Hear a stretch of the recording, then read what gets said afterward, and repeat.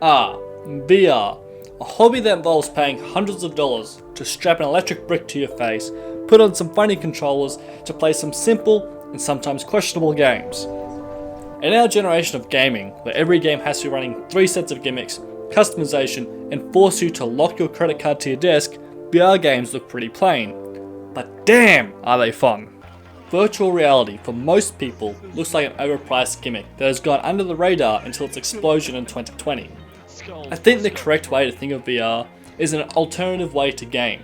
It's not the future of gaming, it's closer to the DS. The DS was limited in what it could do and couldn't stand up to a console, but it provided a different way to play games. VR is fundamentally different and a very unique experience. It has a much higher level of immersion than any other way of playing, an unbeatable level of interaction, and provides a whole new experience. VR creates an experience that flat screen gaming just can't, because it's more than slapping an electric brick to your face that replaces your need for a mouse. It's more than just a new level of immersion because you can't look away from the screen. It's a whole new experience that's hard to explain. Kinda like explaining a hallucinogenic trip in detail. Before we really jump in, I want to take a moment to get you really thinking. When you're playing on a desktop, what you see feels distant and small, because you're playing it and the borders of that reality and your own are distinct and clear. The movements in game are pre-made animations that respond to a button, and looking too far in one direction shows you the plain plastic edges of your monitor. However, in VR, you're playing a game that has no borders. There is no looking away from what's coming after you, and there is no pre-made animation. You are the one that manipulates the world around you. And to demonstrate my point that it's not just as a pre-made animation, it's you manipulating the world. It's you doing every single action. And this is the fun of VR. Just imagine for a moment, you put on your VR glasses and you're transported from your bedroom into another bedroom. But this one, it's in the depths of the ocean, showing you a natural aquarium above you. As you look around the room, you can see a meteor flying by or even a shark. And then simply by walking through a doorway, you're given the ability to swing from a building just like Spider-Man, a Cthulhian mansion to explore, or race some go-karts with your friends. This is the world of VR. You see, VR allows me to do and experience things that I can't or are illegal in my real life. Stride is a fun indie VR game that involves parkouring through a sci-fi city, dealing with obstacles, guards, and drones that will try to hinder you, with the focus on mobility and action. It allows me to have those action movie moments, sliding down a power line, shooting a bad guy. Where I live, it's very hard to find anywhere I can do parkour. And then there's the fact that it's kinda illegal, and can also be very dangerous when you don't know what you're doing. Then there's in-flight sim. I can fly planes I will never have the chance to fly in real life. Or, if I have Elite Dangerous, I can fly spaceships, and all it would take to recreate that feeling is flight sticks. One thing I think people might find a bit more relatable is Airsoft and Pablo VR and Trouble in Terrorist Town. Airsoft is an amazing sport. It has a lot of laughing events, milsim events. It's a great way to meet new people, and it's a really fun sport. You can play things like Trouble in Terrorist Town in real life, and you can play a favorite military shooter without worrying, dying, which is of a great benefit. And unfortunately for me, as someone who really loves firearms, it's illegal. In Australia, due to some very dumb lawmakers, the plastic pellets that airsoft rifles shoot are banned, and the rifles themselves are classified as air rifles, and only one state has the rights to use them. And so, for me in particular as an Australian, I can only play airsoft. I can only shoot my friends with, military-style weapons. In VR, that's not a possibility for me. That's something that many people take for granted.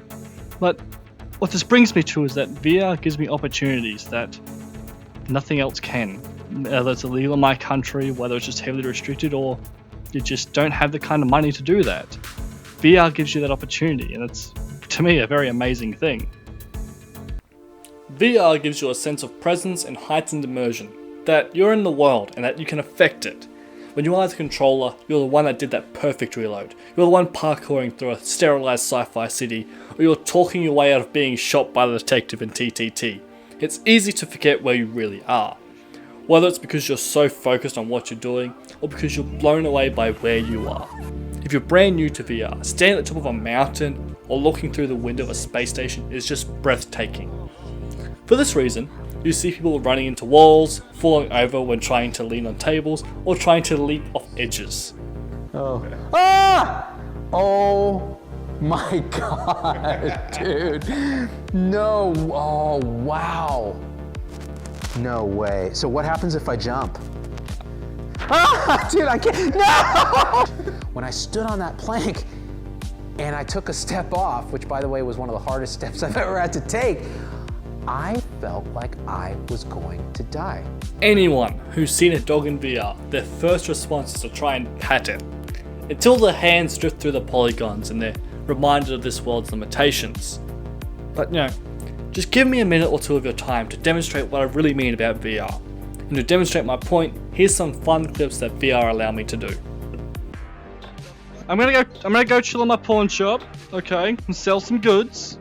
If you come in, no guns drawn in my pawn shop. How you going, Junior? Remember, no guns drawn, that's my rule. If anyone draws a gun, I'm shooting them. Oh, you son of a bitch! Well played. Continuing from this, outside of games, VR makes socializing feel more natural. Sure, it's one thing to play golf with your friends on desktop, but it's a far more natural experience to play mini golf in VR, where you can hang out and make dumb jokes like stroking your shaft and see the physical response of your friends. Okay. Frost. Apparently, Putting balls in holes, huh? Putting balls in holes. this is a family-friendly show. This is a family-friendly show. This is a family-friendly show, okay? Look, what he's doing is There's nothing don't worry family-friendly about about it. Nothing. That's how you pop a Nothing shotgun. family-friendly That's how you about pop a it. shotgun, okay? You have dynamic bones on, right? I do, yes. So that means I could go like full psychological warfare, you know? Oh, we got the same score. I'm just gonna ignore that. Psychological welfare. Yeah. Stop it. Look at my frames. Whoa. Well, what's going on? Jack, Oh, stand this is still so for a weird. second. So what they're can't using see it. is a combination of, but yeah, basically it's a combination of full body tracking and mods to make it look like they're actually moving around in the space. Whoa, it's terrifying. It is awesome. It is awesome, but it's in a terrifying way because it's so real. Yes, that's the fun I of didn't think VR. it'd be this real. This is This how is I not- spent this is hundreds of not hours okay, here. Dave. You see, trying to explain the appeal of virtual reality is incredibly difficult because it's a personal experience with no real point of reference of how it makes you feel emotionally or physically. So I'm going to get a little personal here. Over the whole great Coof conspiracy of 2020 and 2021, I really missed hanging out with my friends and just talking shit over a beer. I didn't really notice how much I missed it until one day I was playing a game of pool in VR and just talking shit with a couple of friends and having a drink, just like I used to at my local pub with my IRL friends. I was present in that moment and felt the same connection as I did in the real world. In my teen years, me and my mates would wander the streets late at night while everything was dead quiet, doing dumb shit like tossing traffic cones, riding around in trolleys and just shooting the breeze as we went. VRChat in particular allowed me to do this with people thousands of miles away, in a time period where I couldn't do it in my real life, and no other form of gaming could do this or give me the experience and connection with people that VR does. This next aspect of immersion is a whole new kettle of worms, so bear with me here as we get into the armchair science. Play doctor, armchair science. Seemed fitting to me. Mate, wench! Get the cocaine! See, your brain is incredibly primal, and there are instinctive parts of it that react to VR as if it's real. So when you fall off an edge or take off in a plane, your gut drops exactly as it would in reality, because the subconscious part of your brain is responding to what it's seeing. Your body also reacts to you moving around using the analog stick by trying to counterbalance the movement, which can be quite disorientating and takes time to get used to. Commonly referred to as getting your VR legs by veteran players. In day-to-day life, your brain makes rapid judgments with everything you do, and when something is unexpected, it jolts you. Whether it's due to a step being too high and you hit it with more force than you intended, or you go to lean on something that's moved and you drop a little because your expectation was wrong. Well, your brain is doing this in VR as well. For this reason, most people get nausea at first, because the brain is reacting to the wrong reality.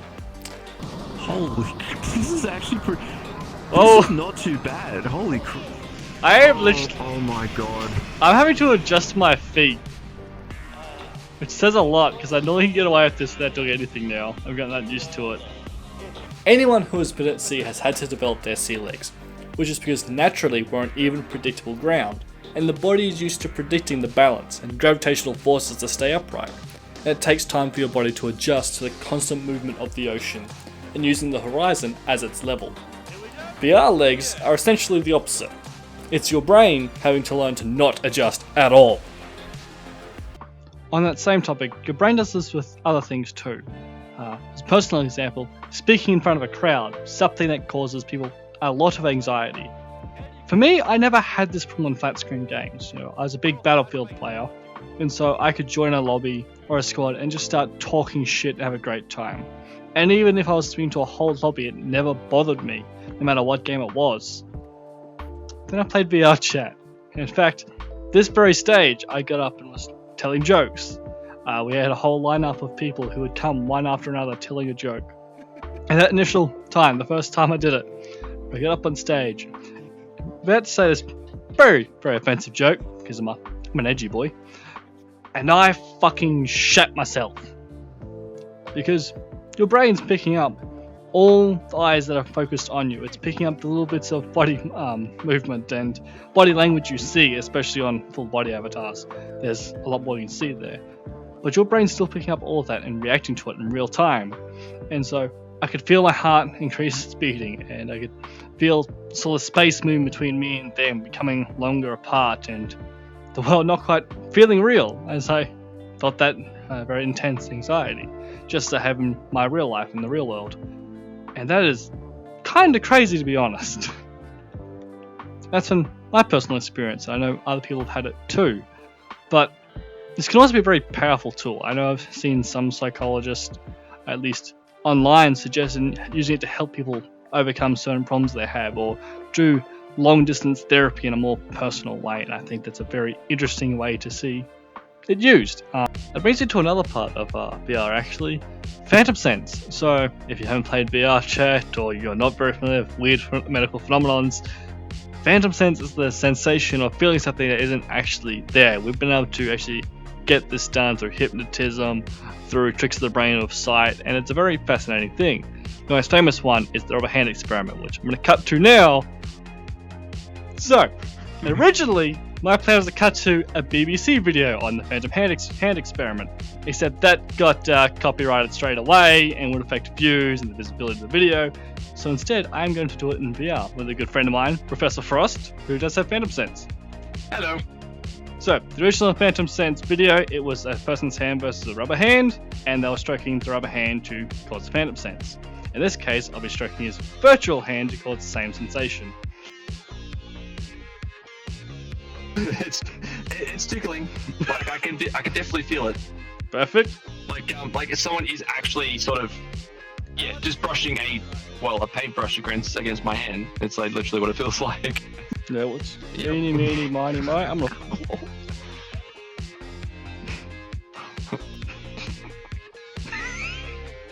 Oh god. It's like that was just obnoxious. That's like literally like someone blowing bubbles in your face. Yeah. And you're just tasting nothing but dishwashing detergent or soap in your face, and you're just sort of like. It's a phenomenon that's very common amongst veteran VR players on social platforms like VRChat. It's even more common with full body tracking users, as it heightens their immersion, being able to move their body in the virtual space.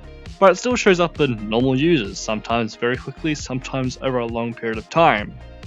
And all the questioning of the dozens of Phantom Sense people I've met, it was always linked to high levels of immersion, where they'd forgotten about where they were, and they'd become present in just that moment. There's also those that get it through hypnotism. I haven't encountered those people, but a few channels out there that do it. It does definitely exist, and we've done it in real life. We've done many things with hypnotism. It's a very fascinating subject. Anyway, This is a topic that deserves its own video. I'm merely bringing it up as an example of immersion, but I'll be making a video on it in the future. So please hit subscribe, hit the notification bell. It will be a part of another series that I plan to do in the future. But it's going to take me some time. I script these things. They take a while. Before the headset fucks up, Frost, thank you for giving me a hand here and helping me demonstrate Phantom Sense to people who haven't been involved in VR. Is there anything you'd like to promote? That's right. I mean, if you want to follow me, I'm still sort of new at the whole social thing. You know, Twitter's a great place, and Instagram, well, you know. But if you want to follow me on Twitter, it's Frost Art. I do like drawings and stuff like that. It's like a little recreational thing. It's PROF, Frost Art. I'm sure Dave will link it in the video description. But Demonstrate. If you want to follow me on Twitter, and my Instagram is just professor.frost.art.